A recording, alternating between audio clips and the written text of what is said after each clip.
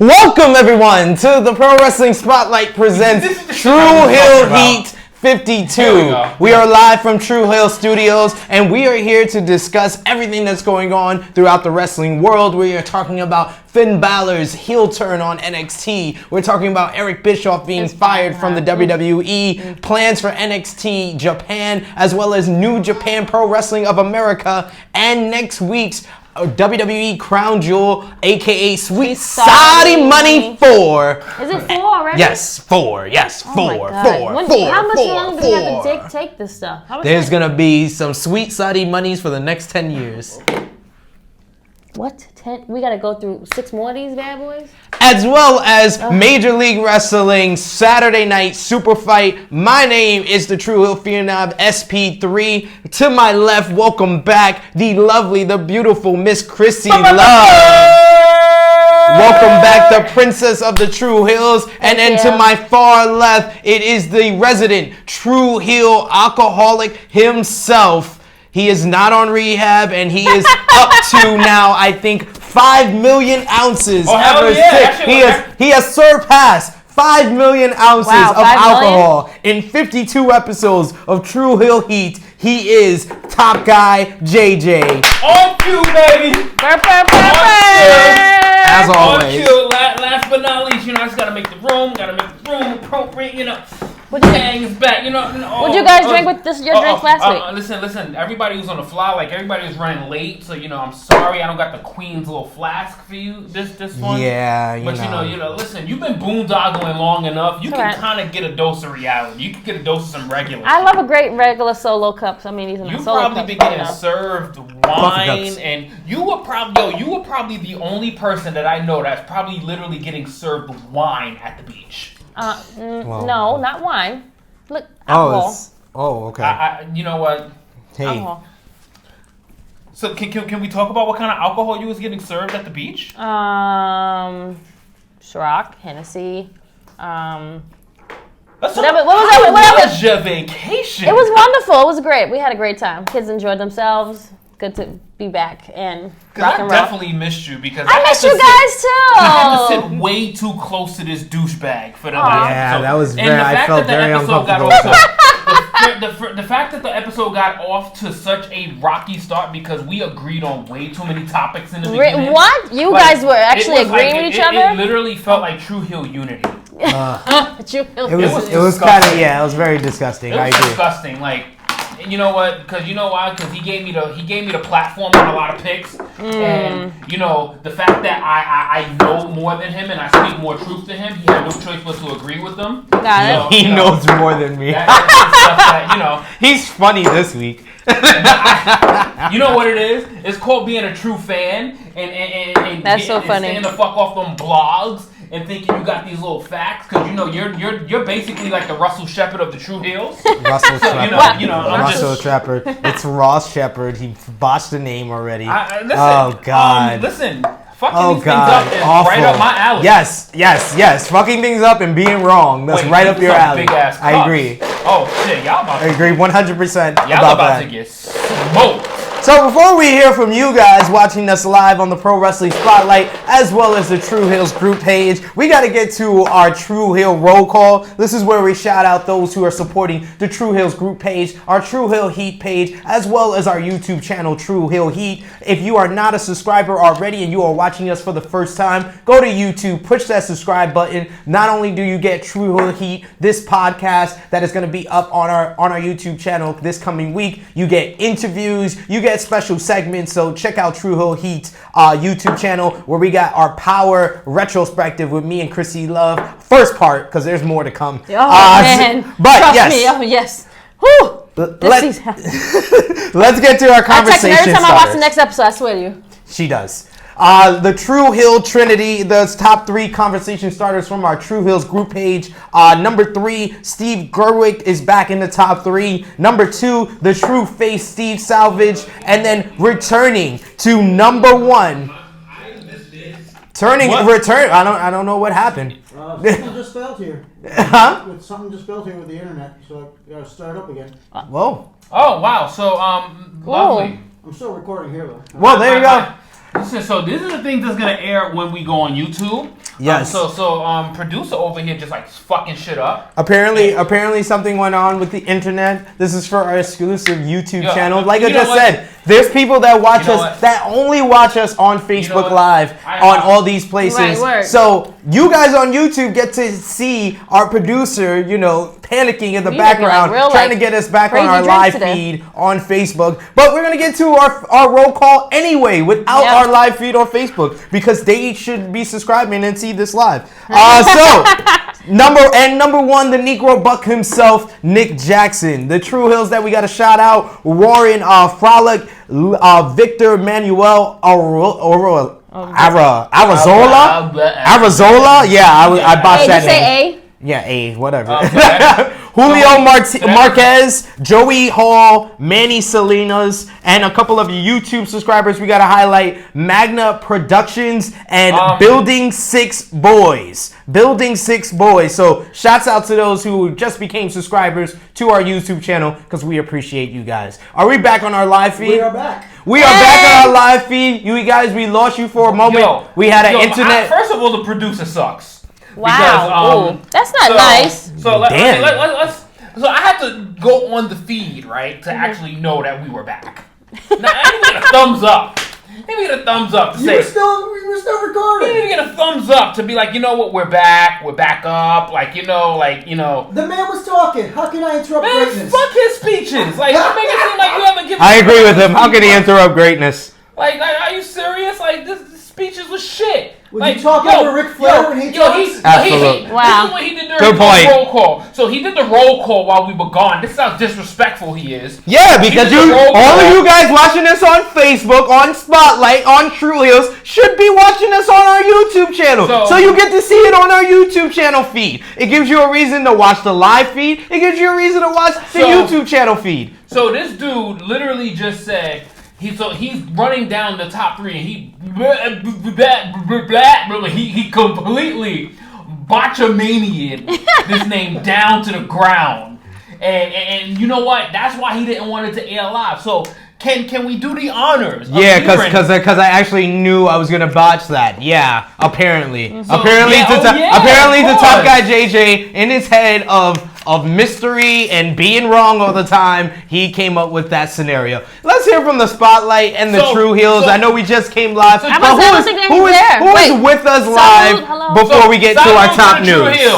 Hey, well, thank you. We got to give it to our producer. So listen, salud guys, salud. So I don't know. Wait, did you really So what part did you botch? Who did you botch so I can correct you on this situation here? Because I know you did fuck up on Steve Gerwick, which is number 3 on the roll call, right? Is he number 3? The conversation starters.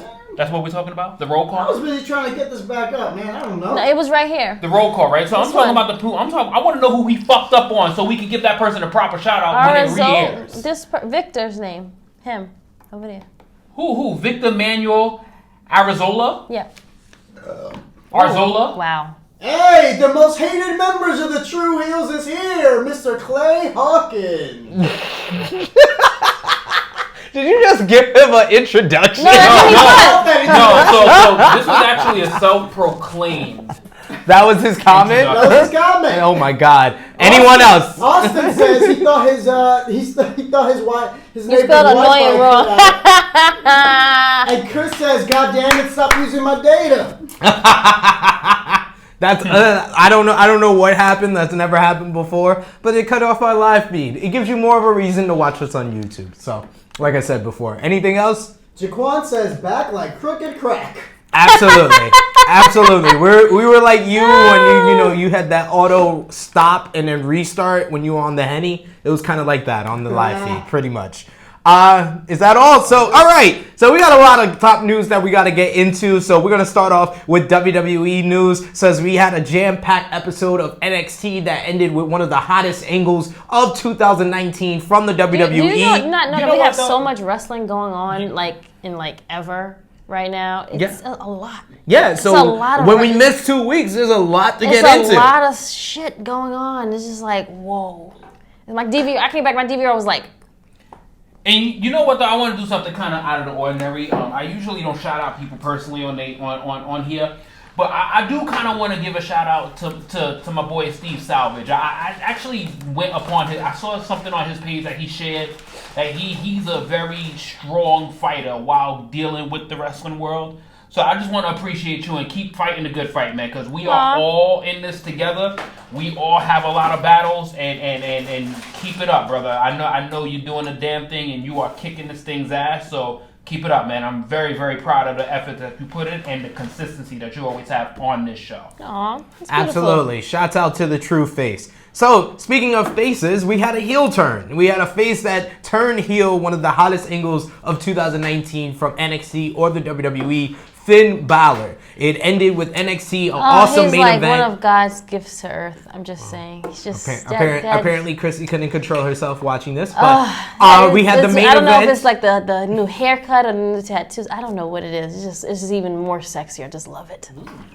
Well, there you go. I'll drink to that. There you go. So we had the main event of Roderick Strong versus Keith Lee versus Dominik Dijakovic, and which was a great match. Phenomenal match. Wow. Honestly, one of the best matches they've had since NXT went to USA. Yes. Roderick Strong got the victory. We had Undisputed Era got lucky too, though. doing their celebration, and it was Tommaso Ciampa that came out to confront them. He was joined by his former tag team partner. Specimen of a man.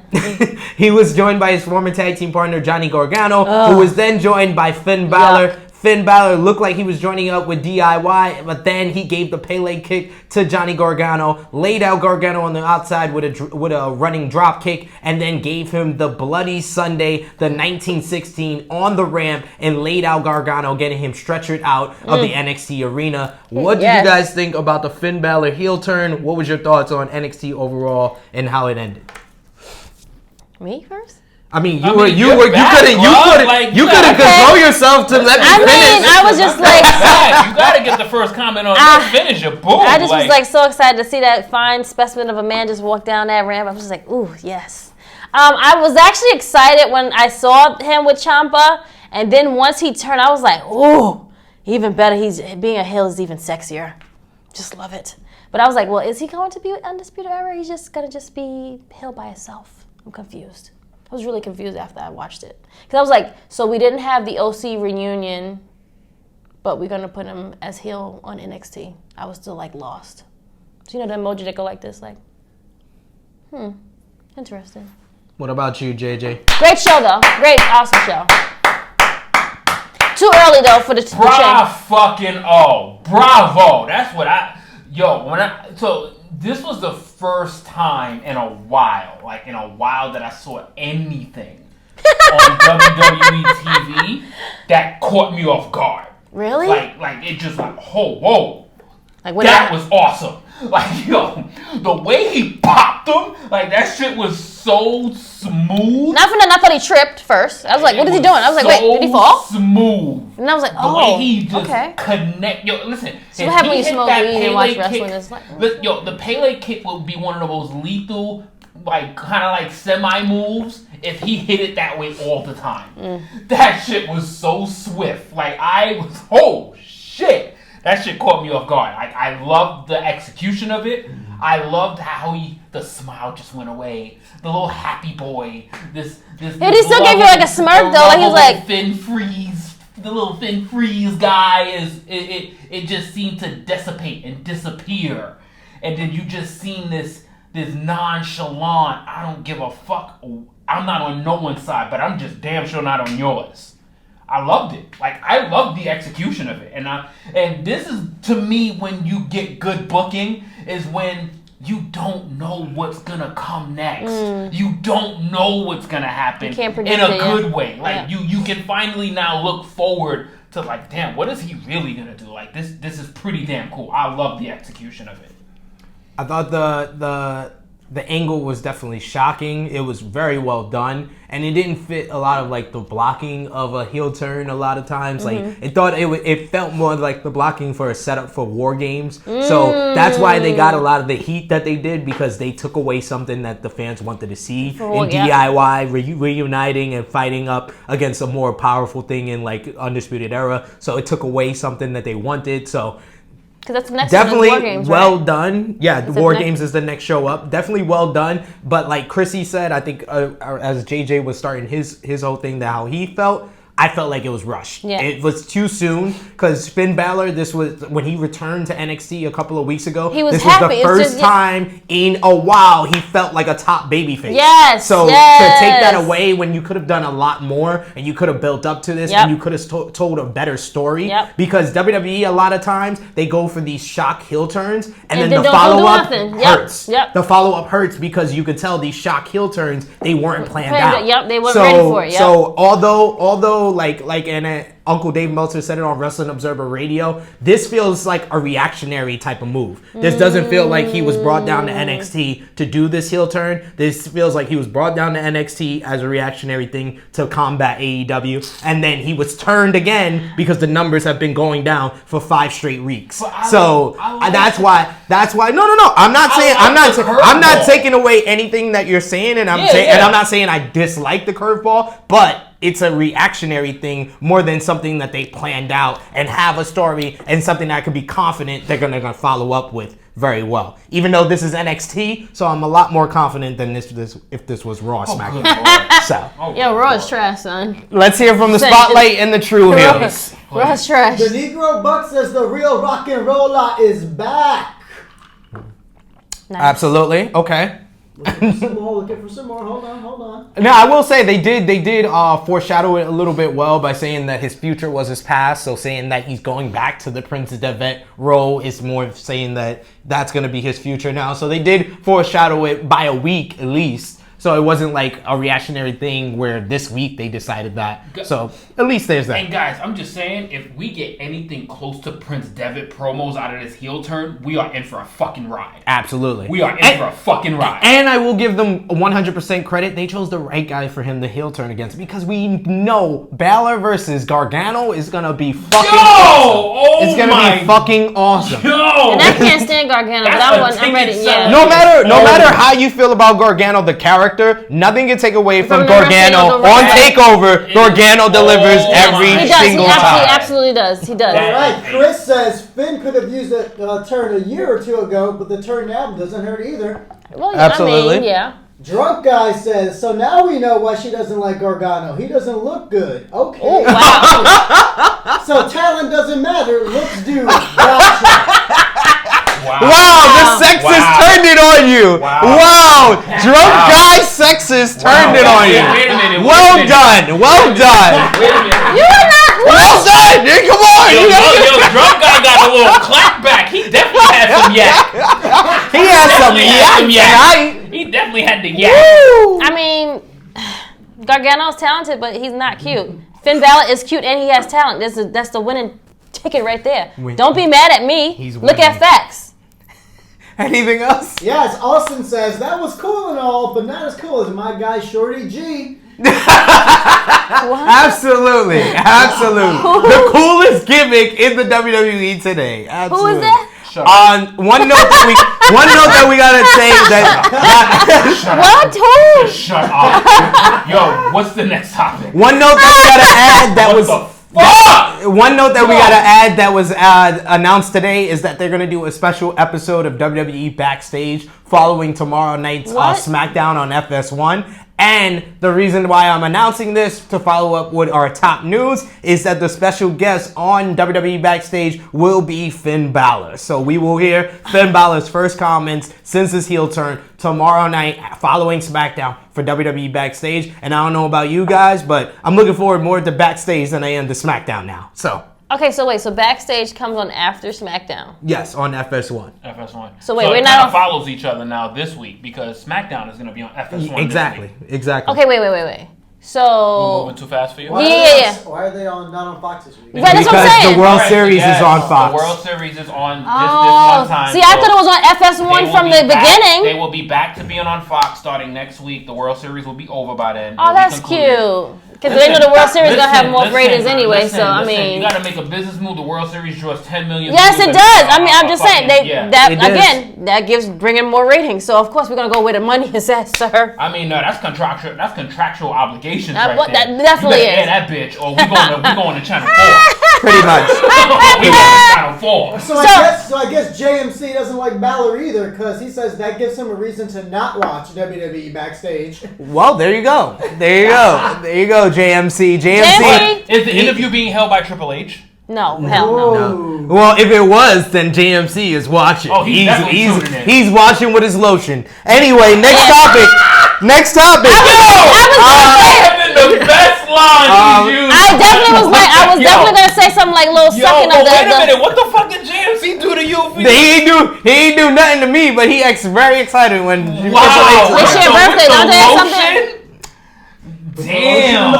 Anyway, trying to play the game. Next topic. After only 4 months on the job, we said this on True Hill Heat. I think it was 41, 40 we said, when he got the job. Yep. Eric Bischoff has been fired as creative director for Friday Night I wish we had to roll SmackDown. back the tape so we could know what we said back then. Yeah, man, if our producer can just do a little bit more work on this episode for our YouTube edition and edit back to what I said when he was hired, and I said this was the stupid decision. Yep. I told him that he hasn't been creatively successful in over 20 years, and he lasts 4 months on the job. And what show he was on?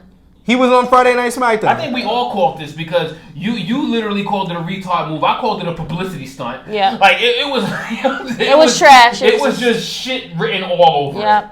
It was shit written all over. Vince didn't know what to do. He just was like, all right, sure. They pulled Eric Bischoff from Access and just said, let's just put a name tag on the improvements of SmackDown. Nope. Yeah. They wanted to basically get ahead of the bad conference call and the bad quarter numbers that they were going to have during I think it was the second quarter numbers or the third quarter numbers.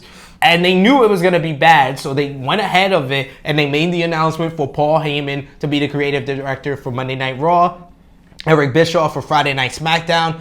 But this was a publicity stunt, like JJ said, and this was a bad move from the jump. Eric Bischoff they said that he didn't show up to a bunch of different meetings. He hired the guy from Sons of Anarchy, the writer, who was falling asleep in backstage during meetings.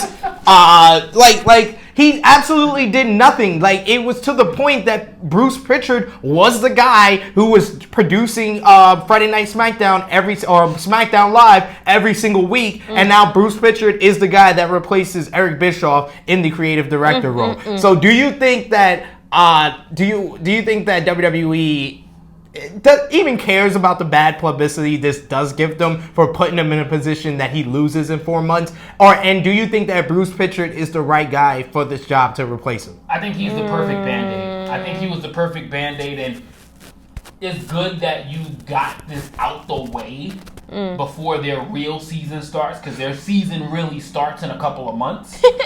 With Royal Rumble season and everything. So it's good that they got this all out the way prior to all of that. So, yeah, you're going to take a little bit of backlash, but we're in October.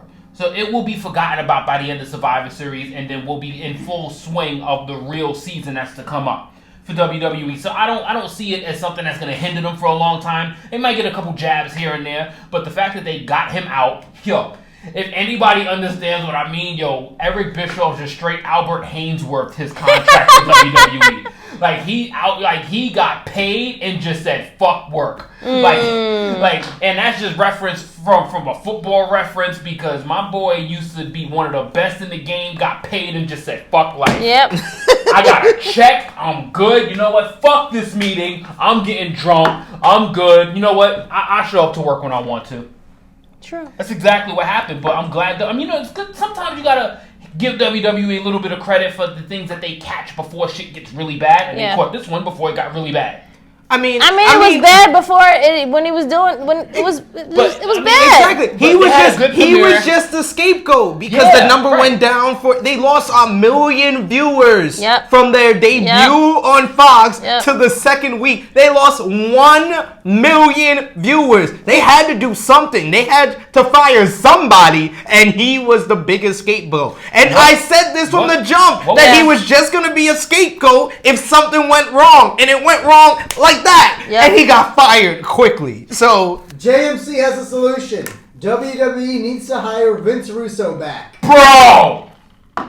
Hit it, Baby Russo. Let Baby Russo hit it. Bro. Let Baby Russo hit it. Bro, your ratings went down 1 million views from week 1 to week 2, bro. You didn't have The Rock. You didn't have The Nation. You had nothing. You had nothing. Oh You my had God. nothing. Come on, bro. Hire me back, bro. I know what to do, bro. Baby Russo with the cut in of the promo. Yes. So all you gotta do is throw in Teddy Long and just have a tag team bar and panties match. Player. You know what I mean? Bro. Vince Russo is not what any wrestling promotion needs. Crash TV, I mean, it works to a sense. You can see like AEW Dynamite uses a little bit of like Crash TV type of like elements to it, but you don't need anything like a San Francisco 49ers match ever again on national TV. So let's keep Vince Russo far away from the pen and professional wrestling, okay? We should just only get people that are involved in wrestling to write Right now, because they get it right now. all you gotta Modern do- all you- wrestling. all You you gotta have to probably get do is modern wrestling. Just give my man That's- Vince Russo a bong and he'll be caught up right with the time. That is probably true. That's how wrestling works. So, in other top news, WWE 2K20 was released this week. Yeah, I could have sworn this shit been released, son. And hashtag fix WWE 2K Son. became the #1 Son. trend worldwide Son. on Twitter due to many issues with the game, including glitches with superstars being Many issues. Yes. Was this game released for the PlayStation 2? Yo, do y'all yo what the I could have swore this game was already released. Yo, as first much of as all, the game wasn't released, so it just came out recently. It came out like this week. Krssi, if you see I saw it, these look. player models, Yeah, and look. anybody has a cell phone device, which everybody's on here on their cell phone. If you look up WWE Look. 2K20 models, it is the single Look at this. worst looking game on Who the did this? PlayStation 4 since it has come who did out. that?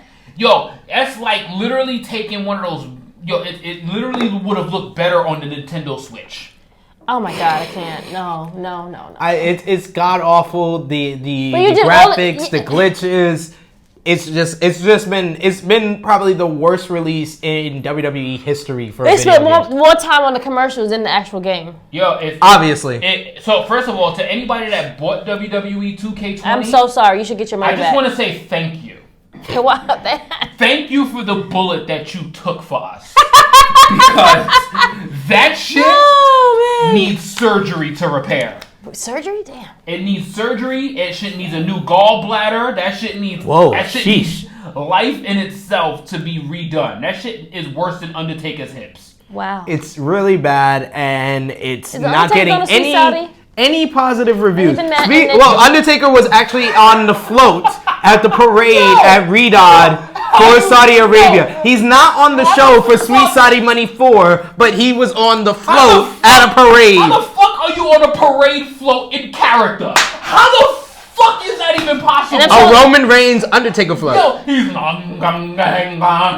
in character on a fucking float with a balloon of him with Roman holding the WWE Championship. What? Marketing 101, people. What? I love the float. I'm a big Fuckery fan. 101. I promise you. Is there footage You of this? will- yo, yes, it is. Okay, on, I need- yes. I need to see this. I need to Yo, see. you're gonna die laughing when you see this shit. You're gonna love it. Or you're gonna get steamy. Just make sure there's no chairs around. Well, we have other top news. Seth Rollins. Please, Seth please, Rollins please send it is to me. asked about a dream match with Oh Kenny my God. Omega at a convention appearance last Yo, weekend. Seth Rollins must be getting like Vince McMahon must be sucking his dick so hard because you cannot speak about Kenny Omega the way you've been speaking, sir. I'm so sorry. Well, he referred to AEW as the minor leagues. He said that Kenny Omega needs to stop messing around in the minor leagues and when come he get to the biggest promotion with the best matches and the best biggest matches and the biggest money and the best money. Has he seen Kenny Omega's matches? He obviously has not. He has not seen his matches ever. Because you would have not said that. Now, I respect your loyalty to the company that you're working for. I respect it too. He's a company man. He's a company man. I respect it. Bravo to you. Stay true to who you are. But what you're not going to do is lie and act like this man has not been wrestling the best matches better than what WWE has put in years. Against 40,000 people in the Tokyo Dome. And he's not even wearing the pants in his relationship. Absolutely. And that's why that's okay, Jim Ross, JR, had the best response to Seth Rollins on Grilling with JR. He was asked about Seth Rollins' comments about calling AEW minor leagues. JR took offense to that and said that maybe one day he'll be as over as his girlfriend. Segue! Ooh, listen. Spicy. Wow. That had to hurt. That barbecue sauce spicy. Ooh. Yo, but did you see? And so also Cody said something as well too. He said, But did you see the awkwardness of how they're now trying to push Seth Rollins as the best wrestler in the world in WWE now by giving him these matches against these up and comers, trying to kind of like give him that John Cena push of bringing the young ones up. It was a great match. It was a great match. However, it was a really good match with Herberto. But it's still that was it. Yeah. Nothing else. That's it. I mean, with Seth Rollins, at least they're acknowledging that he's getting booed now. They're actually acknowledging the fact that he's getting a negative reaction. You're just doing dumb. You keep Someone needs to take his phone. Someone needs to just like put a mold in his face. Something is wrong really He's with the you. anti-Becky Lynch. Becky Lynch became a star because of her Twitter game, and Seth Rollins is systematically losing every fan he's ever had via his Twitter game. Yep. It's either scary. Twitter or just whatever he keeps saying out of his mouth. It's just bad. Before we get to the spotlight and the True Heels, there's one other topic I want to get into. We got a whole bunch of other WWE news, but one thing I want to hear from the spotlight and the True Heels and you guys about, WWE has been making plans for NXT Japan, which was supposed to be announced last week, October 17th. Uncle Dave Meltzer said that we would get big news from New Japan Pro Wrestling as well as big news from WWE. A lot of fans thought that it would be some type of partnership between New Japan and WWE, Nope. or that New Japan was helping WWE with plans for NXT Japan, but no. That hit a snag after talks for WWE to buy Stardom as well as Pro Wrestling Noah fell through, as neither company wanted to sell an entity outside of Japan. So now the plans for NXT Japan have actually been pushed back. So no announcement is going to be made. So what are you guys' thoughts on a possible NXT Japan? Before we get our comments, friend, please. Mr. Producer, can you please read Alexander? I was gonna do it. That's on my cue. Well, let me read two. Well, two go ahead. Opinions. You have to hear the fuckery. From Senor Chris first. I don't know why you give these people attention. I just want my girl. I want my girl to have the floor in this one. All right. Chris says Seth's not a company man. He's a corporate stooge. My guy got his head so far up Tripp's ass that he can lick his appendix. Wow. Okay, that sounds about right. That's great. And Trips is a company man, so that makes him a company man. All right. And Alexander Sid Salgado says, "Oh yeah, Salgado. Seth's I love that. Right. They are the big leagues. Doesn't matter what Kenny does, where he wrestles. Dude isn't in the E, so he's not at the top. The E is standard bearer of wrestling promotions. Use punctuation, sir." Exactly. Let's start with that. Punctuations. No periods, no commas, no nothing. You just typing. That's one. Two. had a run-on paragraph. But go ahead. Two. I don't know where you've been sleeping, sir, but I don't know what the fuck you smoke. You should give it to me because I need that shit that you smoke because you right now are in denial. You are an asshole and this is wrong. Sorry. He's not an asshole. He has an opinion. Oh no. Listen. That's an asshole comment. I'm sorry for Asshole.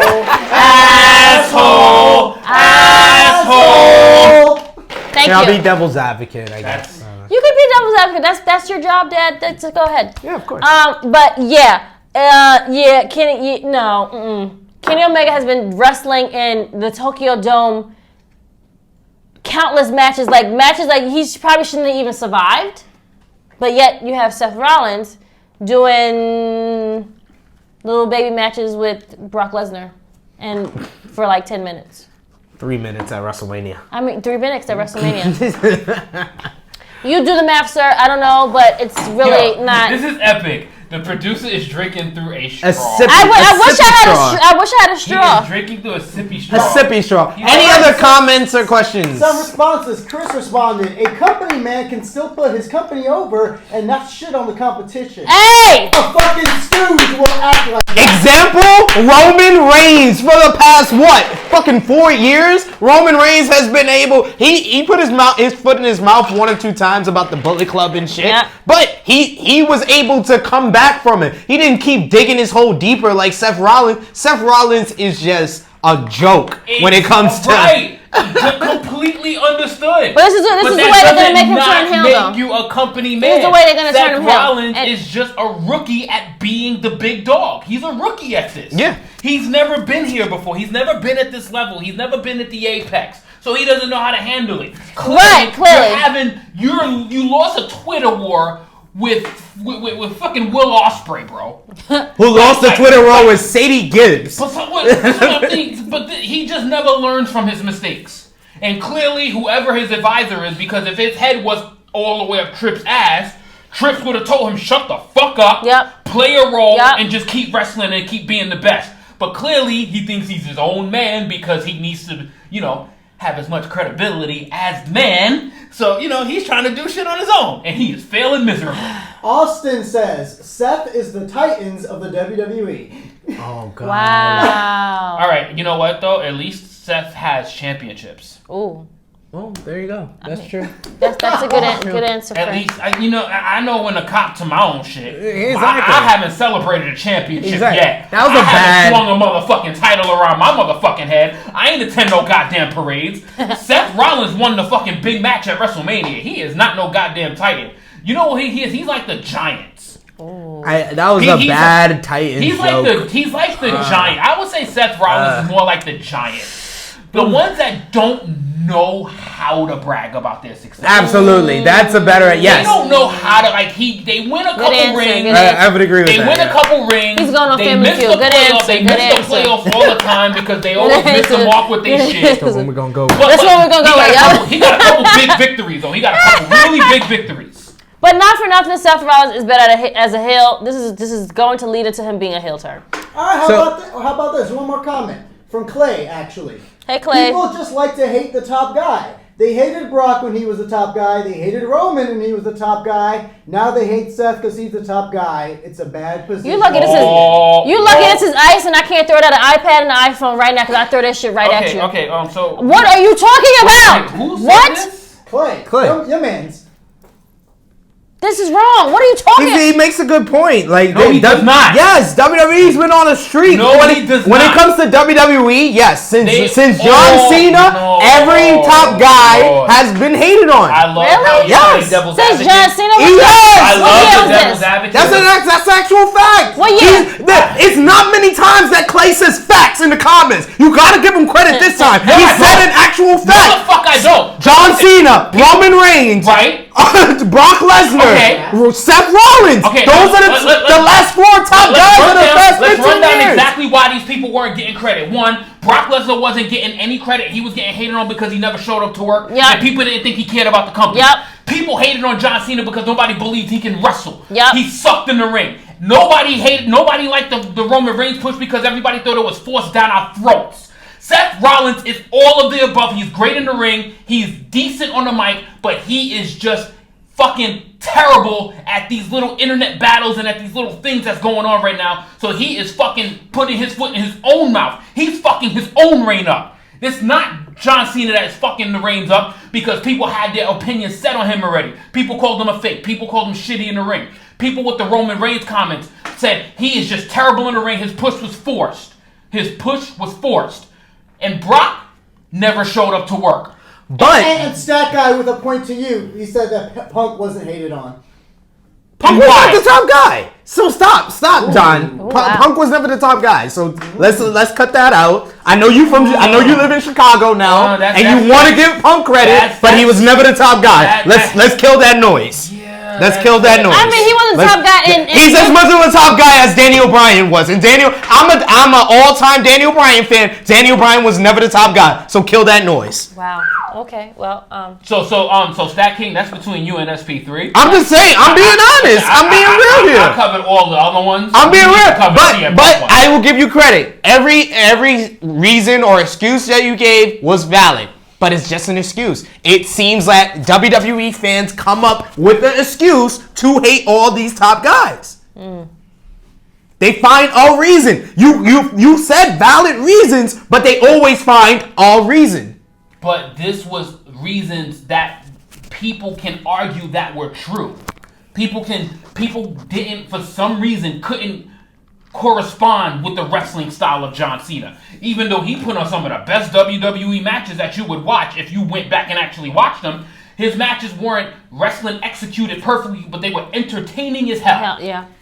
Same thing with, but the problem with the Roman Reigns one is that you could barely find a good Roman Reigns match.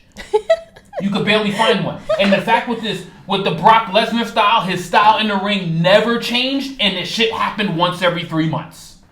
A bunch of suplexes in F5, the match is over, and then the nigga just leaves until the fucking go-home show of the pay-per-view. Yeah, no, I get the reasoning for Brock Lesnar. What's Seth's excuse? Huh? What's Seth's excuse? Oh, Seth is a victim of his own circumstances and putting a foot in his own bullshit. mouth. Shit. But I'm gonna say they always find a reason. So you make a great argument. It's arguments on both sides when it comes to this. But I'm gonna say I actually agree with Clay for once. So back to the NXT Japan news. I'll tell you though. I'll tell you, if Seth Rollins was anywhere near as good as Becky Lynch was on the mic, Seth Rollins probably wouldn't be in the shit that he's in. Seth Rollins would be the first genuine superstar that they've had since John Cena if he was as good as Becky Lynch on the microphone. That's why Seth is under so much pressure and he is trying to find his pants and not his panties. Absolutely. So, back to the NXT Japan news. Meiko Sakamura and Daisuke Satomura and Sari Fajimura have all been talked about being hired to be head trainers for a potential NXT Japan dojo. So do you guys think that there actually is going to be an NXT Japan, or is WWE just putting out hot air and they're never going to accomplish this, or is this something that's going to be in the near future? I mean, you never know with these guys, really. If it happens, it happens. If it don't, they're going to still keep making money regardless. So if it is, it's more for us to watch. So bring it on. I don't need more. I really don't. I don't need more stuff to watch. Honestly, I really don't. I really don't. But if it does happen, then just add it onto the list of other things. But we don't need it no more. We don't. It's too much wrestling. I need everyone to stop. We don't need any. Technically, they don't need it. They don't. Because they can barely do the work for the people that they work for that they have right now. Look at UK. I'll wait. Let's not even get started on that. But go ahead, JJ. And I mean, you stop doing too much. You know how you do just too much? You're doing too much. Like, I don't know who are you guys hiring? Who's working for where are you getting people to work? You're doing too much. Just stop. Take care of what you have at home, and then you can get the thoughts that are all outside. Makes sense. I mean, she covered most of it, but why? Why? Why do we need it? Why tap into a territory that you're gonna fail miserably in? Oh, yes. You're gonna fail miserably in it. There is one company in Japan that owns wrestling. Like, you can have a breakout star from Japan, you can have somebody special from Japan, but to have a branch in Japan, who the fuck is gonna take it seriously? Who the fuck is gonna take it seriously? Not a soul. No one's gonna actually invest into this shit. Yo, as decent as NXT UK can be, nobody is really invested into it. Nope. So hated it. We're gonna go try to now indulge our minds in NXT Japan. I'll get into it when it's around takeover time, but I'm not into NXT Japan? UK. It's not. No. They didn't even manage to keep their big stars in NXT UK and NXT UK. As soon as they jump to USA, guess what happens? We lose Walter. We lose Pete Dunne. We just literally, whoever was any type of draw for them, let's just shift them to the USA Network and let's just start all over. I mean, listen. It's all about the ratings grab, and it's all about the war. It's all about and that's why I will say for wrestling fans, I'm sick of the wrestling fans that say, "Oh, the war is only between the fans. The fans are the ones that's making the war." No. Nope. If you look at WWE, just look at it WWE from, if you're a WWE fan, just look at it from a semi-objective range. And WWE is making this a war. WWE is reacting to AEW, thus making it known to all of us fans that they feel it's a war. So stop. Just stop. So, before we get to One quick comment. Okay, go ahead. One quick comment from Austin. Johnny Wrestling's theme sounds like an anime theme, so he would fit perfectly in Japan.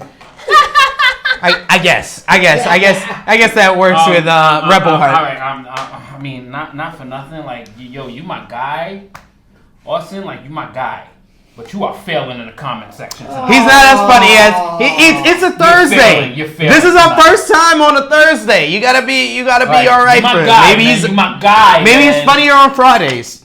I don't know. Maybe I don't know. But we gotta get to injury news. Xavier Woods suffered an Achilles injury during WWE's tour of Australia. Damn, Rumors that sucks. have it that it was a tear, and he may be out for up to 9 months. Roman Reigns was also reportedly injured on the tour with a minor injury or stinger to his neck in Sydney, Australia. Talking about more signing news, we talked about Shotzi Blackheart being signed by WWE NXT on the last True Hill Heat. This True Hill Heat, we got to talk about independent star Jake Atlas, who has reportedly signed a developmental deal to join the WWE. This is after Triple H offered him a deal following his performance in Pro Wrestling Guerrilla PWG Battle of Los Angeles in September. And he will report to the PC in January. WWE will be taping this year's tribute to the troops on Friday, December 6th in North Carolina, following the SmackDown taping. And after months of speculation, So SmackDown's not live anymore? No, after SmackDown. After SmackDown, they're taping the tribute to the troops. Okay. Yeah, there you go. Casey Catanzaro has officially been removed from the WWE roster, and then next week on NXT, after their victory over the Horsewomen, it's going to be Dakota Kai and Tegan Nox versus the Kabuki Warriors, Kairi Sane and Asuka, for the WWE Women's Tag Team titles, and this is the first time those titles are being defended on NXT. So let's hear from the Spotlight and the True Heels before we get into some New Japan and AEW news. Well, Advin says that SP3 is taking Wood's place as the third member of the New Day. Why not? I'm here. I can dance. I can play trombone. Like I hit all the check boxes. Scat Guy says that it's a school night. Fridays aren't, in regards to Austin. I said that. It just makes sense. Yeah. Izzy says WWE is trying hard to take over the whole damn world, and they can't keep their eyes on their own stuff back at home. Just look at the product itself. Pretty much, yeah. Pretty much. All right, New Japan news. New Japan Pro Wrestling announces that they will be expanding into the United States with a new subsidiary called New Japan Pro Wrestling of America. New Japan NJPWA will begin operations next month and will be based out of the LA Dojo, with the current plan to have 25 shows in 2020 across 5 different areas, this being the South, the East, the West, the Midwest, as well as Texas. Bushiroad, the parent company of New Japan Pro Wrestling, has purchased World Wonder Ring Stardom. This following the news that WWE failed to buy Stardom. It was Bushiroad, the parent company, that were able to buy Stardom, and specifically Bushiroad's subsidiary Kits Road, with the current plan to keep the New Japan and Stardom separate. So what are your thoughts on New Japan further expanding, Bushiroad further expanding, purchasing Stardom, and New Japan coming into the USA with now double the shows? They had 12 shows in 2019. Ooh. Now they're going to have 25 in wrestling. 2020. What are your thoughts on that? So much wrestling. It's too much. I'm happy that y'all did it, but it's too much. It's too much stuff. I'm tired. I'm going to go to sleep. It's too much work. It's a lot. I know, you have to watch it. I do, but it's a lot. But you just make me watch most of this New Japan stuff, though. It is very true. More work for you to do. You'll see when you have children. Exactly. I'm gonna be. You're gonna be up at night watching with the baby. Hey, they're gonna be watching with me. They're gonna be learning some Japanese. That's right, it is too. There's two of them, I forgot. Yeah, absolutely. Well, you're fine. Anyway, JJ, what's up? What's your thoughts on New Japan Pro Wrestling of America? Shrugs. It's not gonna affect. One, it's not gonna affect my viewership.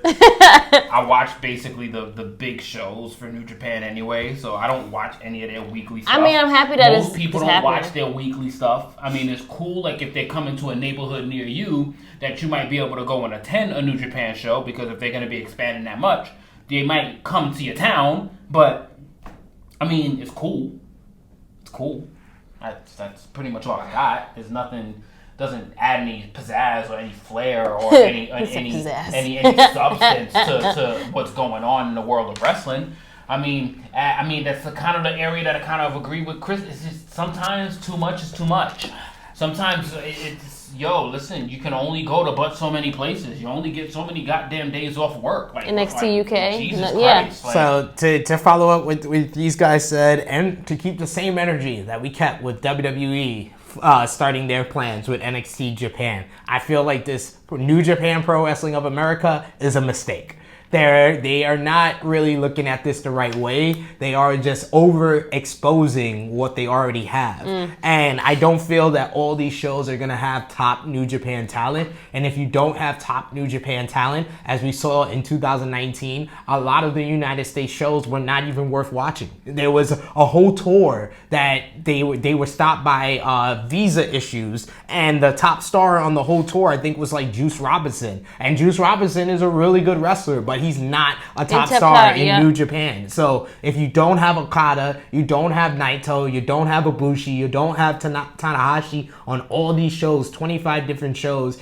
Although with the plan being they're going to be in between their main Japan tours, it is more likely that we're going to get these top stars. Unless we definitely have these top stars, I feel like this is a mistake, and this is overexposing New Japan to the United States base. Whereas if I was New Japan, I would be more focusing on bringing bigger shows here to the United States, like bringing a New Beginning to the United States, bringing a Dominion to the United States. We're not at the point where they are going to bring Wrestle Kingdom. Maybe that's further down the road, further down the line with their UX expansion. But I think we're at that point where they can bring something like Dominion or King of Pro Wrestling here to the United States. Maybe they're going to open up the G1 again next year in the United States. Yep. And that's further making a step into the United States. But doing 25 shows, I feel like is more overexposing your hand. You have a really good hand that you're playing with here, and you're just showing it to the rest of the playing field, and that's not what you should do right now. It just doesn't feel well thought out. Yeah. Yes. Like it's all rushed. I mean, if this was WWE, we'd be dogging them as well, but it just doesn't feel well thought out, and I think you gotta tap into you gotta tap into the cultures and see how strong the fan bases are in these towns to see, will this be successful if we come to this neighborhood? I mean, this is a big reach for them coming from across the world to the United States that many times in a year. Like, are they really gonna sustain that type of success? Yep. Instead of when they make their rare appearances, it's like, oh shit. Like when you guys were going to the G1 shows, it's like, oh shit, they're barely gonna be here. But now it's like, if they're gonna be here on the regular, is it such an urgency now? Yeah. Yeah. And it's not only you're probably not going to get much more of a different show, it's not going to be as dramatic anymore. It's not going to be as climatic anymore. When you kind of have that many, it's going to kind of feel like episodic. So it's like you're missing an episode, and it's like big fucking deal. And unless they're gonna go against what they're saying initially here, where they're keeping New Japan and Stardom separate, I feel like the only way that this New Japan Pro Wrestling of America is gonna be successful is if they combine both. They combine the great women's wrestlers, because no other promotion has as many great women's wrestlers as Stardom. You may watch WWE and you see superstars like Charlotte, and you see superstars like Becky Lynch and Sasha Banks, or you watch Impact, you see Tessa Blanchard and Taya Valkyrie. There's no better crop of women in professional wrestling than in Stardom. Asuka came from Stardom, Kairi Sane, Io Shirai, and they got Hana Kimura. They got a whole bunch of stars in Stardom right now that are just waiting to be exposed to the United States fan base. And I feel like if they use that and combine it with the New Japan Pro Wrestling of America plan, I think that's the only way this is going to be successful. Let's hear from the Spotlight and the True Heels. This fucking guy, yo. Stat Guy says, cautiously optimistic about both moves by New Japan. I think they're going to keep Stardom separate, which is good. I'm interested in seeing how they build up the New Japan Wrestling of America roster through the LA dojo. I see I gotta scroll ahead, huh? You definitely gonna get a kick out of this one. This fucking guy, yo. Chris says, can't wait for NXT Puerto Rico. Yo, that shit, and his chief brand officer is gonna be Fat Joe. Absolutely. Fat Joe and Savio Vega. Yeah. That's a good one. Yes. Fat Joe, Savio Vega, and Carlito Colon. Yes. Absolutely. Book it. The management team. Book it. All day. NXT. And the voice of TV. But yeah, I just feel like they're just doing too much. They want to just tap in all of these places, but they're not. You have to take care of home first. Like, take care of home. You're taking care of home, but once you tap it out to other branches, your brand is starting to get like diluted. Right. Thank you so much. And they didn't really test out all these markets properly. Right, they focused so much on the West, like California. They did so many shows in the last 2 years. They've done majority of their shows in California, so they haven't really been able to really see what New York has to do, like what Philly. They had the recent Fighting Spirit Unleashed tour, but that was just one tour. It wasn't really seeing what the landscape's about. And let's hear it. What's going on? Exactly. He just snorted on snorted. Chris on air. Followed up with Don Francisco would be lit on color commentary.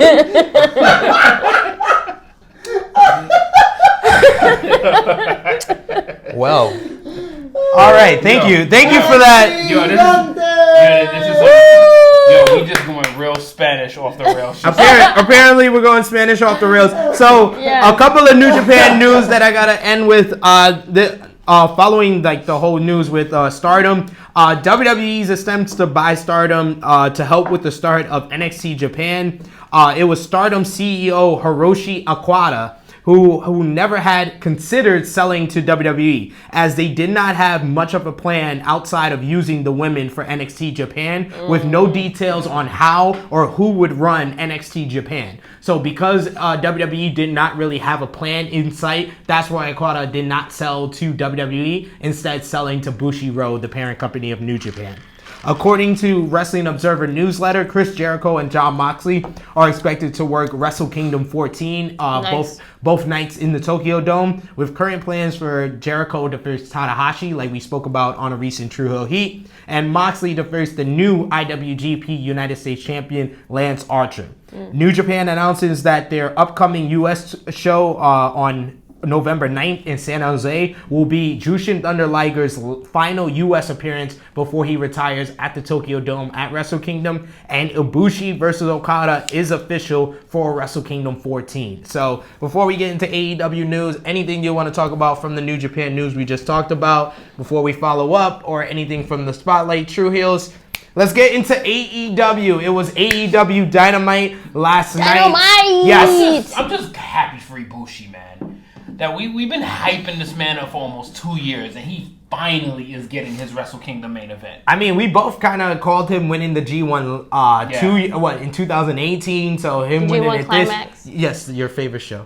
Him winning it this year kind of was coming full circle, so I'm appreciative of it. But like I said, let's get into AEW. Dynamite versus NXT Week 4. The ratings are in, and once again, for the 4th straight week, AEW Dynamite outdraws NXT on USA. AEW Dynamite though, for the 3rd straight week, AEW Dynamite went down in the ratings. This time, for the first time in its existence, it was It's not his fault. It was below 1 million viewers viewers. It did 963,000. Still great though. Still good. Still great numbers, 963,000 viewers, while NXT drew 698,000. They're slightly down from last week as well. Both shows had to compete with night number 2 of the NBA season as well as game 2 of the World Series. So they had some steep competition last night, so for sure. You think? Yeah, they had to deal with a lot. Only So about 20 million other occupants.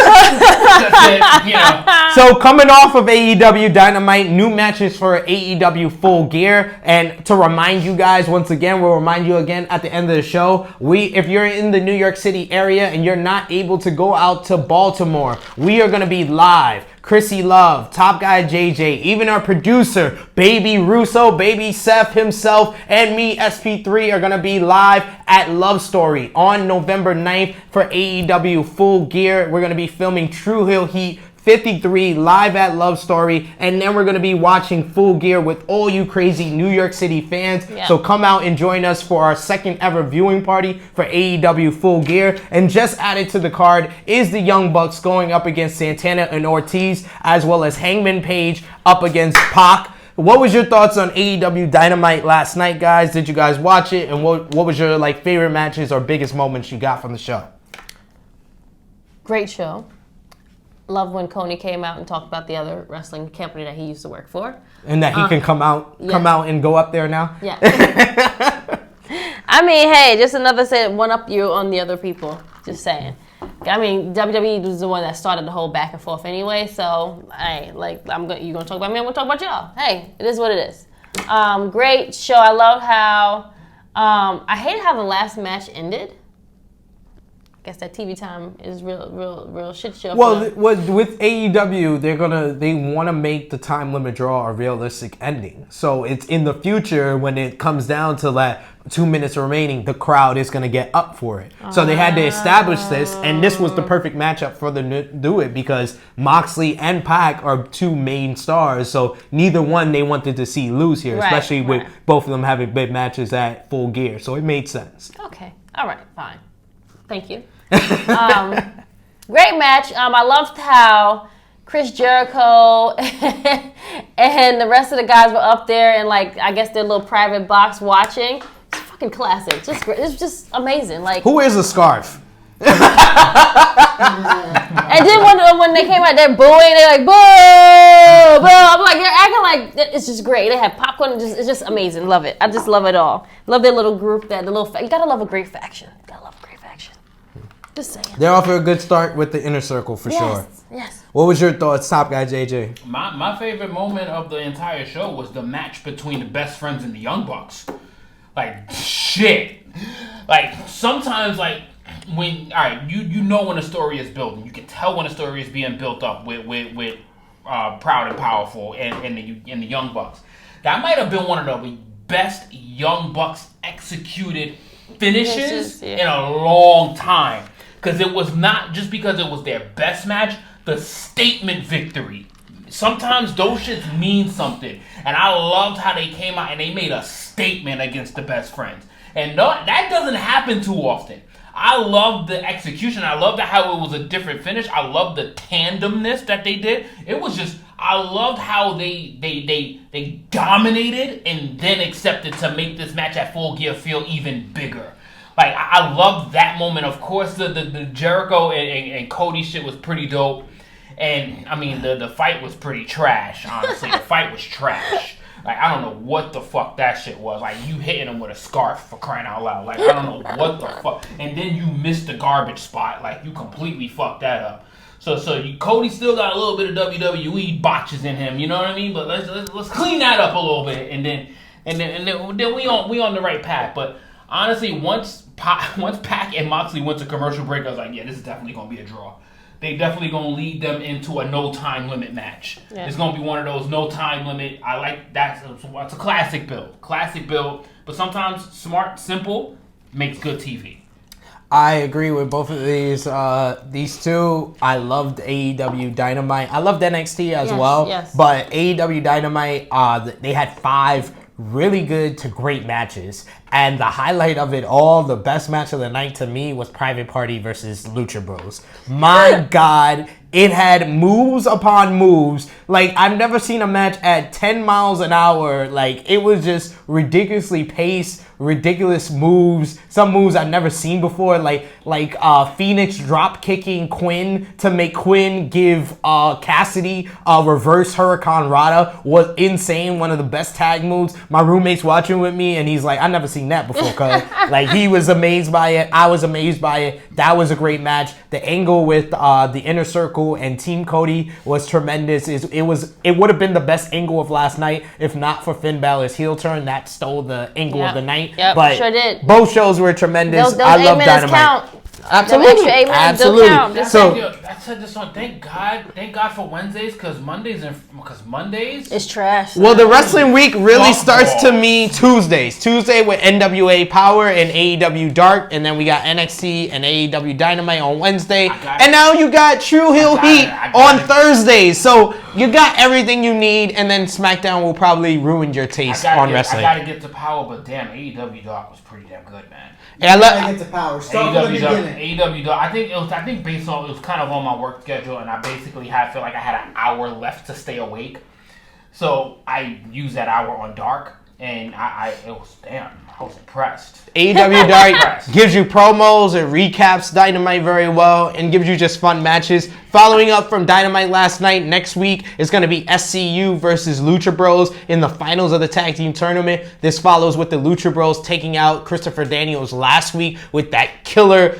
Oh my God, you saw Christopher Daniels' head hit the ramp, and apparently he has a pinched nerve, and he's out for 6 to 8 weeks. Wow, But the finals Jesus next Christ. week, it's going to be real between SCU and Lucha Bros. Let's hear from the Spotlight and the True Heels. Izzy says AEW went simple on the face-heel dynamic between Cody and Jericho. Jamie Tannock says MJF calling Jericho midlife crisis Chris was amazing. Gutierrez says, I like the fact that AEW puts an emphasis on wins, losses, and especially draws. Yeah. It's a good way to keep both competitors strong without a completely bullshit finish. Absolutely. Yeah, so I agree. instead of like rushing it, they make it no one wins at all. I'll take a draw any day of the week because we're 4 weeks in and we haven't seen a DQ or a count out finish yet. And then to keep that emphasis going with that, you know what's something that and it's a little off topic with that. Something that if you guys haven't noticed, especially for me, was like with episode 2. I really love the job that Jim Ross did on bigging up Scorpio Sky. Yes, Like, he put over Scorpio Sky really strong. What? If you didn't know who Scorpio Sky was, Jim Ross did a phenomenal job hyping him up. As like, if you don't know him, obviously you know him already, but as an up and comer, as somebody that is ready to shine, it was like, oh damn, yo, JR did the damn thing with Scorpio Sky that week, and I was like, damn, that was good. But for better or worse, each week on Dynamite they're doing that. Like the first week they had the match with Sammy Guevara and Cody, and then Sammy joined in the Inner Circle. It made Sammy over than he was when he started the show. Second week with Private Party beating the Young Bucks. Third week with Marco Stunt going up against the Lucha Bros. For better or worse, Marco Stunt was one of the most talked about names coming out of week 3, and now week 4, I feel like Kazarian, he had his spotlight moment in that match against the Dark Order. The Private Party looked even better, and the Lucha Bros, I feel like, proved themselves that they are one of the best tag teams in the world, because they've had great tag team matches with LAX, with the Young Bucks. Young Bucks and LAX have great tag team matches with anybody. Private Party is a green team that the Young Bucks carried to their best match ever, and now the Lucha Bros even topped the Young Bucks and had an even better match this week. So I love it. I love it all around. Let's hear it. Something else. Jamie Tannock says the off-air stuff on Fight with Pac, Mox, Omega, and Paige felt like vintage '97 Raw and Nitro. Yes. I felt like it was.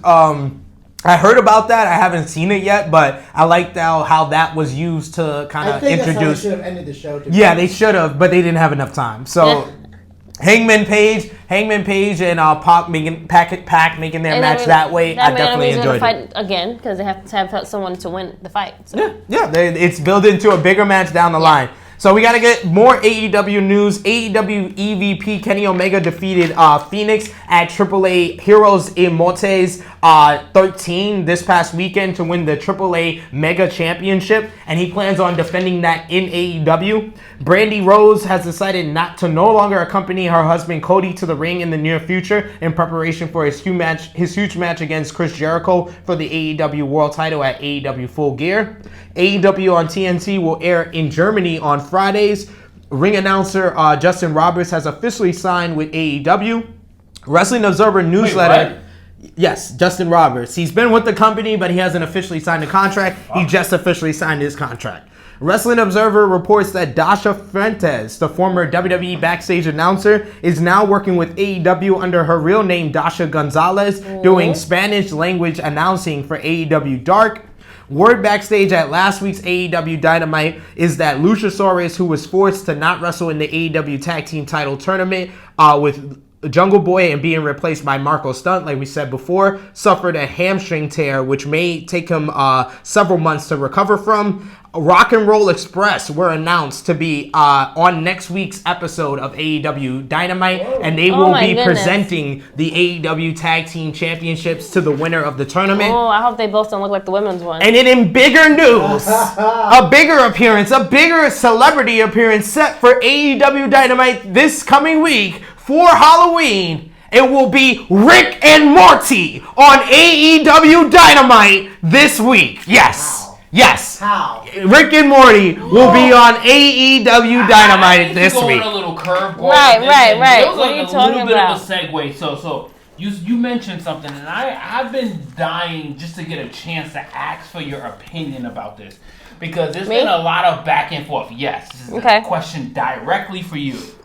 Okay, go. What is your opinion of the AEW Women's Championship? It's trash. Can you elaborate, please? It's too small.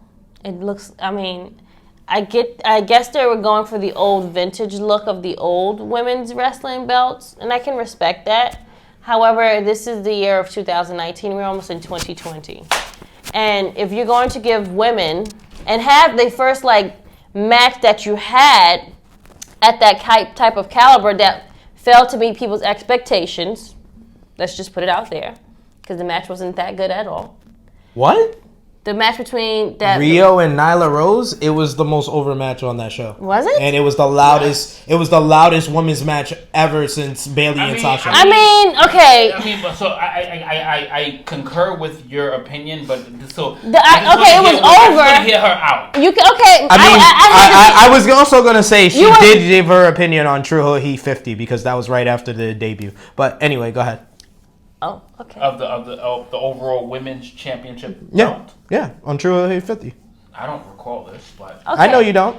But go ahead. Wow. We had 37 people on the show. This is awkward. Anywho, I guess I had to be there to witness it. They had different spots that were good. However, I feel that the belt is trash. It should be thrown in the garbage, and we should make a nice, better belt for what's up for this era. That's it. I have nothing to follow with that. Continue. Anything from the Spotlight and True Heels? All right, so Impact, ROH, AAA news. We got to get into a bunch of that coming out of Bound for Glory and a whole bunch of ROH AAA shows. Joey Ryan has officially signed with Impact Pro Wrestling after his surprise appearance at Bound for Glory. Josh Matthews says Bound for Glory is Impact Wrestling's highest grossing pay-per-view in years. Artie Evans has signed with Impact Wrestling with their creative side. For ROH news, PCO reportedly will re-sign with Ring of Honor, and he has just won their number one contenders Final Battle tournament, and he will face Roosh at Final Battle for the ROH World Championship.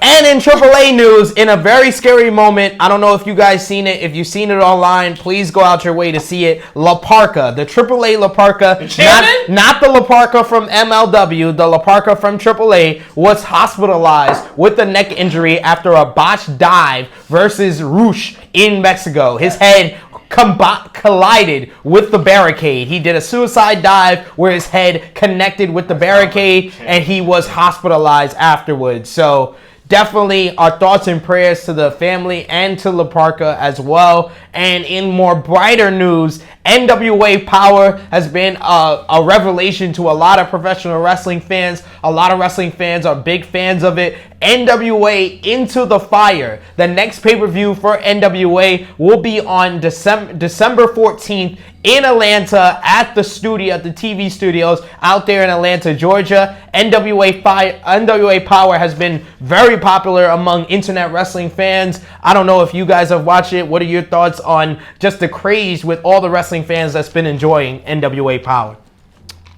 Didn't see it. I was on vacation. I'm sorry. It's okay. I mean, I was on vacation. I didn't see it. I'm sorry. I told you it was a lot of wrestling. I can't catch up. Too much. I mean, since you want to kind of like quote people on what they've said, I've said numerous times I have yet to catch Power. Yet I need to catch it, and I'm trying to catch it.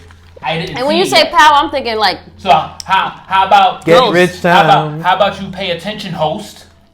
I never pay attention to what you say. All right then. Anything from the spotlight and the We're on the same page True finally. We gotta get into what we missed. So we're gonna run through the two shows that we missed over the last 2 weeks. We had two big shows. New Japan Pro Wrestling, King of Pro Wrestling, last Monday. It was Okada defeating Sonata to successfully defend the IWGP Heavyweight Championship, as well as Kota Ibushi defeating Evil to defend his IWGP Heavyweight title shot briefcase for Wrestle Kingdom. So now it is official, like we said before, Okada versus Ibushi for Wrestle Kingdom on January 4th. Ibushi came out and confronted Okada after the match, and he said that he wants to be the IWGP Heavyweight Champion as well as the IWGP Intercontinental Champion, and Okada says, you get me first. So January 4th, we have that match, and January 5th, it seems like it is coming to fruition. It's going to be IWGP Heavyweight Champion versus IWGP Intercontinental Champion. We're going to find out further who's going to come out, who's going to be the IWGP Intercontinental Champion going into Wrestle Kingdom when Goto goes one-on-one with Jay White at Power Struggle in a couple of weeks' time. It was Will Ospreay successfully defending the IWGP Junior Heavyweight Championship against El Phantasmo. We had the Typhoon out in Japan. It caused Zack Sabre Jr. as well as Jon Moxley to miss the King of Pro Wrestling event, which led to Jon Moxley being stripped of the IWGP United States Championship. The end of his hot girl summer. Yep. I know. I need a moment. She needed a moment to contain her emotions right there. And this led to a vacancy matchup for the IWGP US title between Juice Robinson and Lance Archer. And it was Everybody Dies. Lance Archer, who defeated Juice Robinson to become the new IWGP United States Champion. And in a battle of two legends, it was Jushin Thunder Liger in his Battle Liger attire, who went one-on-one with Minoru Suzuki winning a very emotional war. The match of the night is either between Ospreay and ELP or Liger and Suzuki. And the MVP of the night for his last show in Ryogoku, it was Jushin Thunder Liger as Battle Liger, who went out there and had a hell of a performance. Impact Wrestling Bound for Glory in Chicago. This was a really great show. This was top to bottom one of Impact's best shows of the year. And I keep saying that every single time they have a show. Top Guy JJ tells me. Brian Cage defeated for the past half year. Yes, absolutely. Because for the past 2 years, they've been putting on quality shows. You know, I've seen half. I saw more than half of Bound for Glory. Very impressive. But I was definitely right. What did you see? I was definitely right on a certain call. What did you see?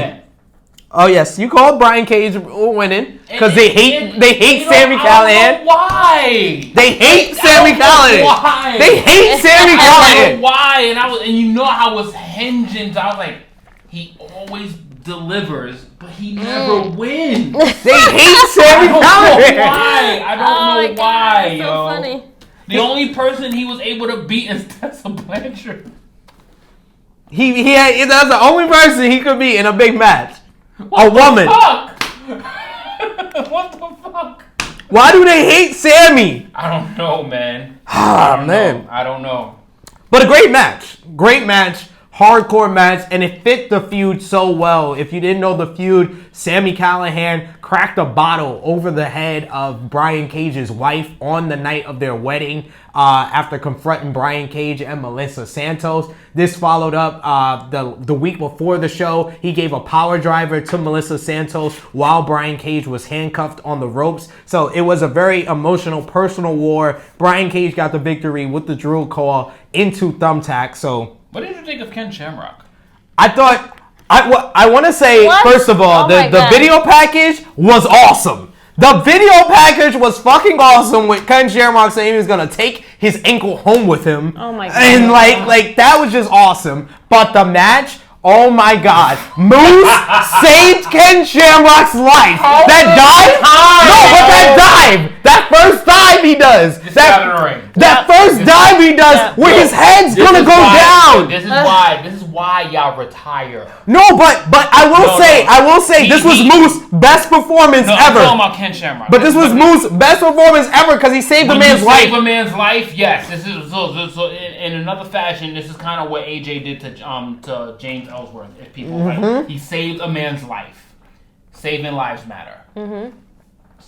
It does. So it was good publicity, but hopefully we never see Ken Shamrock in the ring again. I hope he's Was alright. it that bad? He's 55 years old. No, That's wonderful. It's That's just great. that I'm happy that you can still the go into a publicity- ring, but- sometimes the name and you hear the name and you're thinking like he might have something good left in him, but he's done. He's done. Damn, he's like He's Undertaker. done, all over and he done. shouldn't have done this. He's like the Undertaker. But Moose got the victory over Ken Shamrock. At least there was that.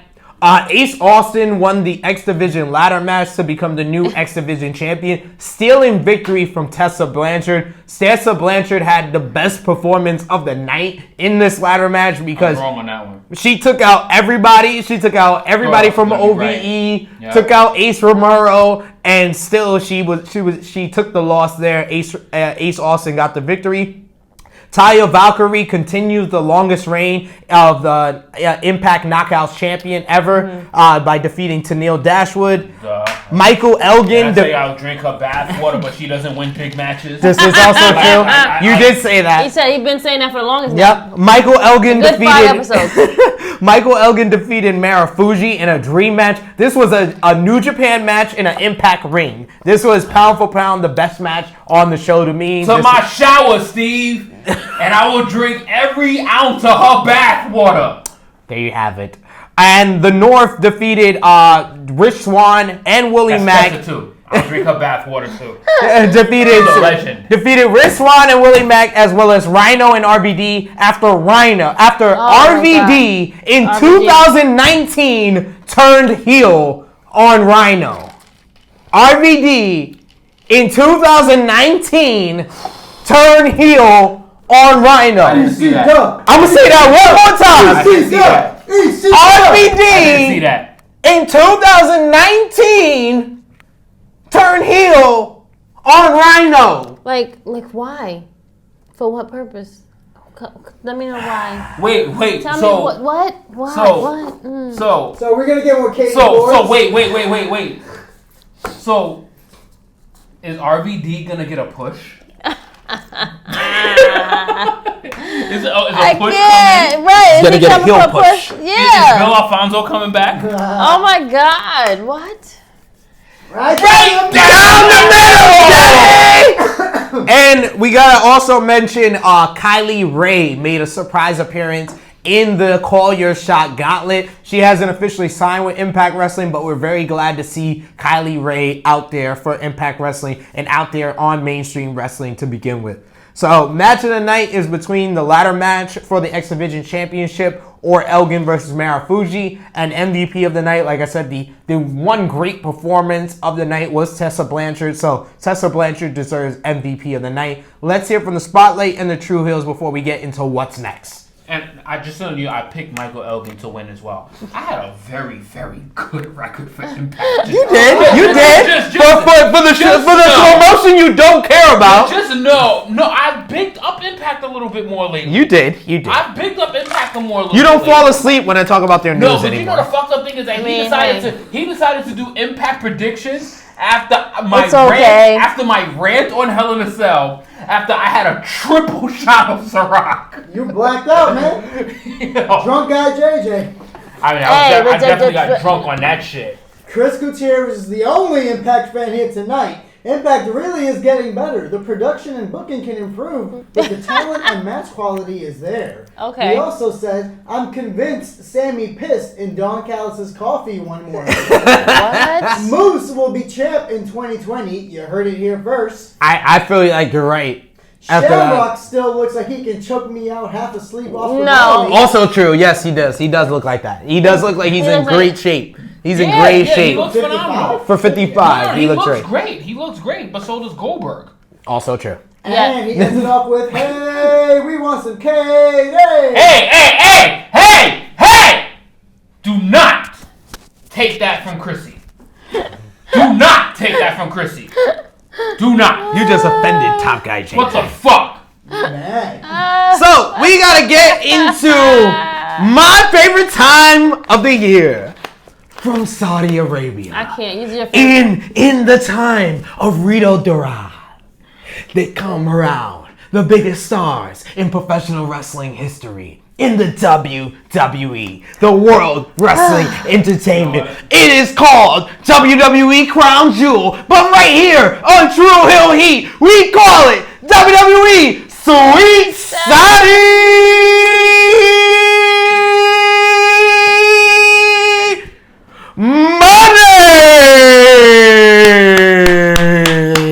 Woo! Four! Yes, it is WWE it. Oh Sweet my God. Saudi Money 4 live from Rio Grande. I can't. So, from bottom to Why top. are you playing this? What are you doing? What are you doing? He's What are you doing? He's a little bit busy. From bottom to top. I'm mad you have your own controller for this. Just really. announced for Sweet Saudi Money 4, it will be a 20-man battle royal over the top rope with the winner becoming the #1 contender to verse AJ Styles for the United States Championship. What? Being defended in Saudi Arabia. What? Who you got winning? Who you got winning the battle royal? Do we have the team of the Battle Royal people? No, you just pick anyone random. What game you playing? Yo, I got a Joy-Con. I got a Joy-Con. Oh, yeah, what you got? I got the Ultimate Alliance. Who you got? Ooh. Who you got? 20-man battle royal. Oh God. Yeah, I just gotta fix the settings real quick. Ali. You got Ali? I got Ali. Well, Ali is actually in the another match, so you gotta pick someone else. God. Okay. Pick someone that's not in another match. Andrade? Andrade? Yeah. That's actually a good Alright, pick. so- I'm gonna go with Cedric Alexander. I almost did that one. I thought about him. I was like, nah. And Andrade is getting a little push. right now. Andrade looks too much like he's from Saudi Arabia, and he's not gonna win in the end. you're the So first player. yeah, you know, so hit- I'm gonna go with What? Cedric and AJ Styles This is a defeat classic Cedric button smasher, for the so- U.S. title. So they got the largest tag team turmoil match in history. What? The largest tag team turmoil match attack in button. history. It's gonna be the New Day versus the Raw Tag Team Champions, the Viking Raiders versus Heavy Machinery right now. versus Lucha House Party. Wait, what? The who won? Who? What? So tag team turmoil is it's No. You said the Top Viking button? Raiders are the winners. Yeah, that's the what did they extreme- do? they're the Raw Tag Team Champions. When did this happen? This happened a couple of weeks ago. Holy shit! No, this might have This been. This was when you were away. This was last week. This no, was when okay. you were away. Okay, who? And then Okay, because I know I watched on Monday, and I was like, I don't recall seeing that part. all one in any Okay. button. They were on Monday too. I must have missed that segment. It's all right.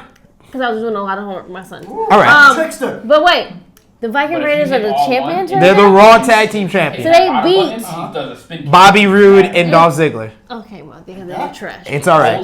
They're gonna be versing Zack Ryder and Kurt Hawkins. Why? What? They're gonna be versing the SmackDown Tag Team Champions, the Revival, who are also gonna be versing the OC, and they're gonna be versing Dolph Ziggler and Robert Roode and the B Team. Who do you got? The winner becomes the greatest tag team in the world, the best tag team in the world. Who you got? Why? This is why I love Krssi. What You is got- going on? Krssi Why? is biting. Krssi is taking a shotgun shell. Oh from me my right now. God! What? Who you got? The OC. You got the OC? I got the I'm gonna OC. go with the Viking Raiders. I feel like the You feel Vikings. like gonna retain? The- No, it's not for a title. It's for to determine who's the best tag team in the world. You go What? hit down. Yes, and they win the Why? World Cup. Damn. They win the World Cup. Jesus Christ. Absolutely. Damn, no. And we got the hometown hero Mansoor going one-on-one with Cesaro. Who you got? Mansoor. You got Mansoor. I'm gonna go with Mansoor as well. We can agree 100% there. That's one person that's gonna win in their hometown. Absolutely. No. You're You got rocking it right. this one is a dream match. You got the lineal heavyweight boxing champion Tyson Fury, not Mike Tyson, because that's probably what the Prince thinks he is. But Tyson Fury going one-on-one with the monster among men, Braun Strowman. Who you got? Why is this a match? What? Because this is a dream match. This follows Braun Strowman viciously and heinously attacking Tyson Fury at the PC this week. So this is building up for a while. This follows up with Braun Strowman breaking the table and Tyson Fury being unable to break a pen. Oh my God! What? This follows up on so many strong angles. What? Oh my God! Why? What you got? This is how Fury versus Strowman. I love Krssi right now. Thank you so much, bro. The hometown. Thank you so much. Our producer's going with Braun. Apparently. Who you got? That.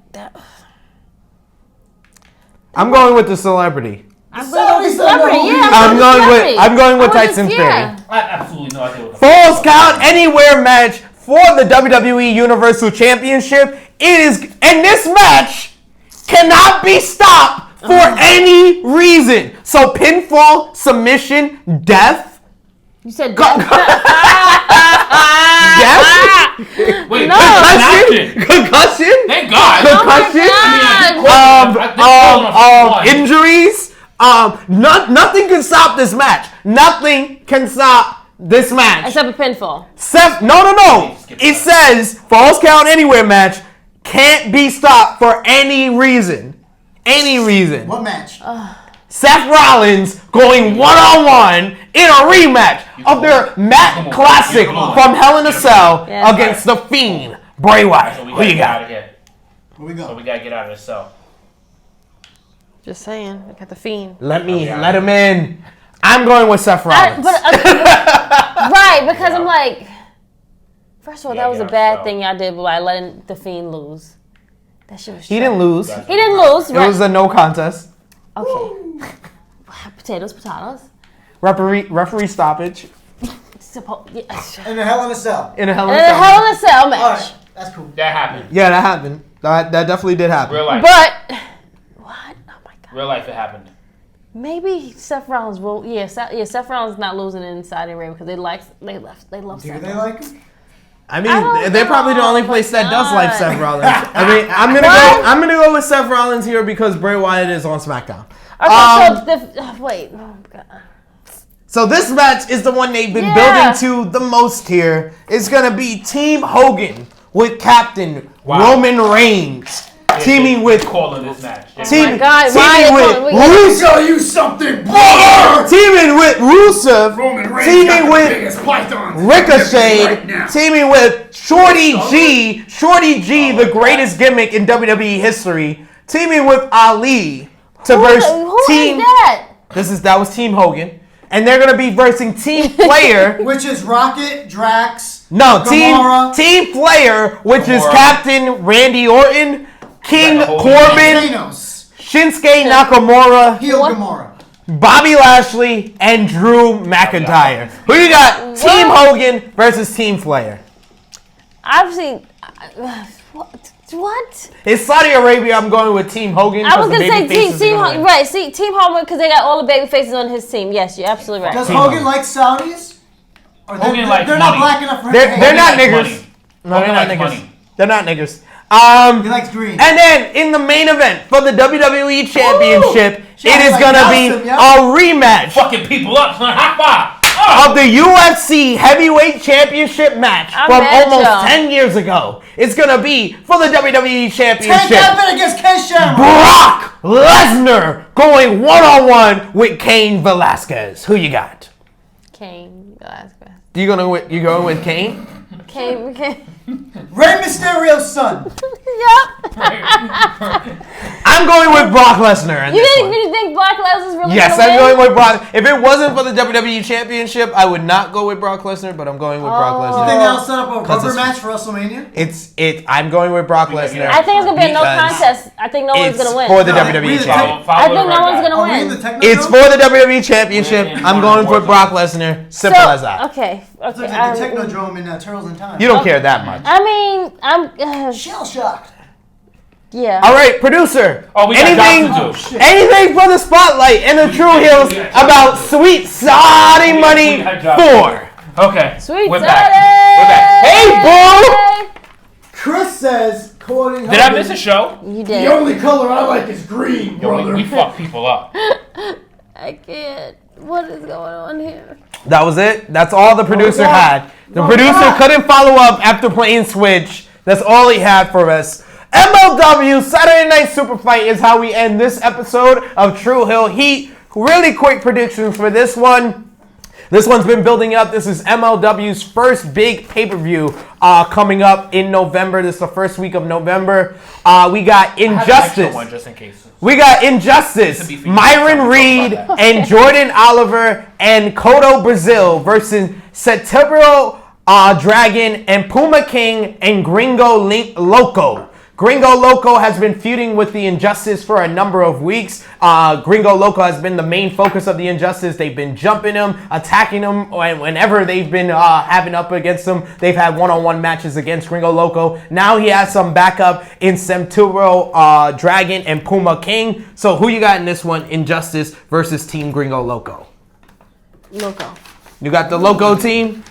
Who you got, JJ? I mean, I'm going with my girl Krssi. You're going with Team Gringo Loco because Yeah, he doesn't. yeah. He's not even on the right page. Nice. Anyway, I'm gonna go with the Injustice, and we got for the MLW National Open Weight Championship is gonna be Alexander Hammerstone of the Dynasty going up against Davey Boy Smith Jr. of the Hart Dynasty. This one has been building for a couple of weeks. Hart Foundation and the Dynasty have been feuding for a couple of months, actually. It was the Dynasty that defeated Davey Boy Smith Jr. and Teddy Hart for the MLW Tag Team Championships. And now we have this big match. Hammerstone has been flirting with the sister of Davey Boy Smith Jr., Georgia Smith, for a number of weeks. Georgia Smith is one of the backstage announcers for MLW. Hammerstone and Georgia were found at a hotel room a number of weeks ago, which did not sit well with her brother Davey Boy Smith Jr. So this is very personal, but it's also going to be for the National Openweight Championship. So who you got, Davey Boy Smith or Hammerstone? Davey Boy Smith. You going with Davey Boy Smith to get the victory here? Who you got, JJ? I'm going with Hammerstone.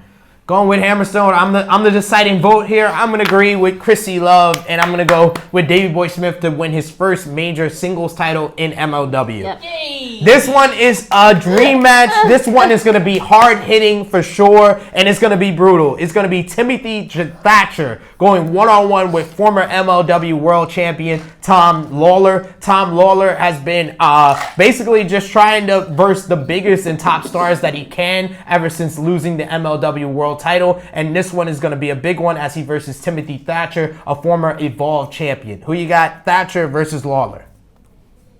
Krssi? I'm going with Thatcher. You going with Thatcher in this one? Yep. Who you got, JJ? I kind of I like Timothy Thatcher in this one. I'm going with Tom Lawler. Tom Lawler is an MLW guy. I feel like Tom Lawler, he still needs to get his credibility there since he is a former champion, and I think he gets the victory over Thatcher. MLW Tag Team Championships is on the line in a Texas Tornado match. What is a Texas Tornado match? Texas Tornado means there's no tags. It's all Everybody's four men in the ring at the same time. Have you not played WWF No Mercy? No, but the key to this is why it's a Texas Tornado match is because of the challengers in this matchup. Okay. It is the Dynasty. It's going to be Holiday and MJF going up against Marshall and John, the Von Erichs. The Von Erichs, the nephews of Kerry Von Erich, the Texas Tornado. So that's why this is a Texas Tornado match. And the Von Erichs, that's so beautiful. Von Erichs have been one of the main acts for MLW since they debuted for them, but this is their first time getting a shot at the tag team titles. So who you got?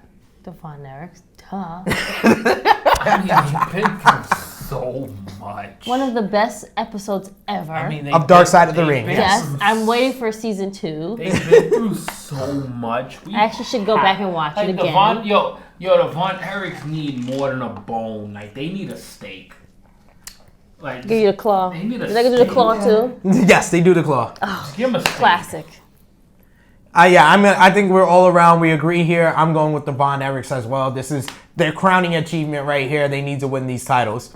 MLW Middleweight Championship is on the line. This one is a little bit of a dream match itself as well. This is for sure going to be a banger. It's going to be the middleweight champion, Teddy Hart, going one-on-one with Austin Aries. Austin Aries has had his sights set on the middleweight championship ever since he came over to MLW a number of months ago. Teddy Hart won the title from NJF a couple of months ago as well, and this has been leading to this collision course at this pay-per-view for Superfight. Who you got? Hart versus Aries in this one.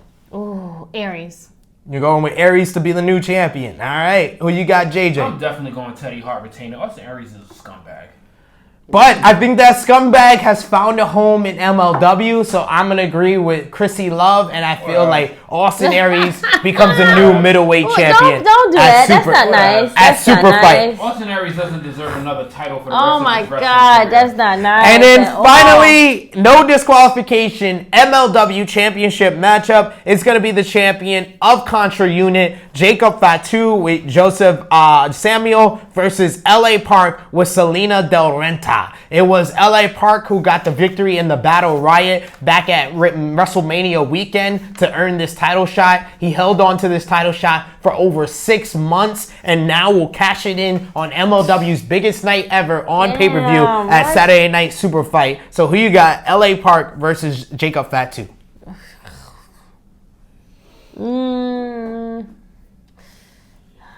LA Park. Going with LA Park to get the victory in this one. LA Park has been undefeated in MLW, so not a bad choice as well. Park. And this would solidify Selena Del Renta getting back in control of MLW. So who you got, JJ? He's the producer. Exactly why Jacob Fatu is going to win. All the predictable shit and the good stories, not yet. I'm going to agree, unfortunately, with top guy JJ. Jacob Fatu is the best up-and-coming star that MLW really has. MLW doesn't have a lot of stars that other promotions want, but Jacob Fatu is one of those guys. Yo, all right, this might be the best comment that Clay Hawkins has ever said. All right, let's hear from the Spotlight and the True Heels. Because this is facts. If Aries doesn't win, he's gonna leave. Because he's a piece of shit. That's yo, he is literally the baby of professional wrestling. If you don't give him a Bobo, he's leaving. Okay, I mean, And Bobos are championships. hey, that's his thing. Fuck you. He's a belt collector. Fuck you, you fucking scumbag. Take a L, piece of shit. He deserves the win here. Aries for middleweight champion. For what? Anything else from the Spotlight and the True Heels? So yes, this was True Heel Heat 52. Jam-packed weekend next weekend with Crown Jewel, WWE Sweet Saudi Money 4, as well as Saturday Night Superfight. And of course, we got a whole bunch of wrestling throughout the week. NWA Power has been awesome. I love Aaron Stevens' delusional actor gimmick. I love that. I just want to say that. As well as Ricky Starks, because he's going to take your money, honey. So I love those guys. I love it. NWA Power, AEW Dark. If you haven't seen the Joey Janela, Kenny Omega Lights Out match, please watch that. As well as the fun match between Private Party and Strong Hearts versus The Elite and Dustin Rhodes. So there's so much wrestling to get into. We got another week of AEW Dynamite and NXT. Going against the OC. No one cares about Raw. No one cares about Raw. So anything from you guys before we sign off for these guys? Of course, you guys, if you're in the New York City area, join us. This is True Hill Heat 52, the next episode. True Hill Heat 53 will be live in Brooklyn. Top Guy JJ and Krssi Luv's hometown. Home borough. Brooklyn, New York. At Love Story for True Hill Heat 53, 5 o'clock on Saturday, November 9th at Love Story. We're going to be there live. Okay. What the fuck? I don't know what this reaction for. The Wi-Fi? Phoenix Suns center DeAndre Ayton got suspended 25 games for violating the NBA's anti-drug policy. I have him on my fantasy team. Sounds like a personal problem. Right. He should have drafted smartly. Anyway, but yes, join us at Love Story on November 9th for our full gear viewing party. Top Guy JJ will be there, Miss Krssi Luv, myself, the producer, Baby Seth, as well as the goddess Mimi. She's going to be joining us as well. She's going to be at Love Story Live. All the folks that you love from the True Hills group page from the New York City area will be there as well. We're going to have a live podcast. We're going to have drink specials. And Romeo has said himself, a little bit of the bubbly if Chris Jericho defeats Cody Rhodes. So join us at Love Story. So, you have bubbly if he wins? yes, if he wins, a little bit of the bubbly. Oh! Yes, you know that whole building's about to be Chris Jericho. I mean... So, JJ, Krssi Luv, where can they find you on social media before we sign them off? You know where I'm at. I'm on Facebook. I'm on Twitter. I'm on IG at the sensational Miss Krssi Luv or Krssi Luv _. You can follow me there. Check me out. Check these guys out. Putting up posts. We're always sharing. So, see you there. Wait. How do you follow all of this? Twitter, IG, and Facebook? Like, My Twitter has been a little bit neglected the last couple of days. Neglected. But IG and Facebook, you can find me. Well, Instagram, I'm TrueHill _ Top Guy JJ. Facebook, I'm simply Justin Johnson. You can find me there. I kind of post a little bit more on IG that gets shared to Facebook. So, you know, True. my links are usually on Instagram. Yeah. And you can find me personally on Instagram at TrueHill _ Epic SP3. You can find me on Facebook, Sid Pollard III. That's what the SP3 stands for. Or just follow the True Hills group page. 52 episodes! Oh my God! I finally 52! Only takes some. Breaking kayfabe, man? Of course. Right. They can find me on Facebook. They can find me on Instagram. There's three of them. It's three of them. Twitter. Wow. You can find us at True Hill Heat. I really thought that was made up, son. Two other annoying ass people out there getting on people's nerves. I really thought he made that up. You know, I really thought SP3, which was a great creative name. No, he's a third. But it has his actual name. That's genius, yo. Oh my God. And of course, you can follow the True Hill Heat Facebook page. We just went over 5,000 likes on that page, so definitely keep supporting us up on there. We're putting up news and memes all the time, making you guys laugh, keeping you informed on the wrestling world. And of course, go on Facebook to tell us that you're coming to our viewing party. AEW Full Gear viewing party at Love Story, November 9th, 5 p.m. True Hill Heat 53 going on live. Did you guys see the Joker meme of what the Joker coming down the stairs and they put the Shawn Michaels theme music? Yes, fucking I genius, saw it. yo. That shit is so fucking I live funny. by those stairs, and I not know. everybody is by those Oh my stairs. God. I'm Anyway. so pissed that people be over in my neighborhood like, fuck y'all, go away from here. Follow in the news everywhere. Follow my other podcasts, Toxic Talk, as well as the Four Quarters podcast. You can check us out on iTunes as well as this YouTube. dude is so busy, Jimmy Macaram's YouTube channel where I'm reviewing Power. So until True Hill Heat 53 live at Love Story on November 9th for AEW Full Gear. My name is SP3. That's Top Guy JJ, the beautiful Miss Krssi Luv, signing off until next time.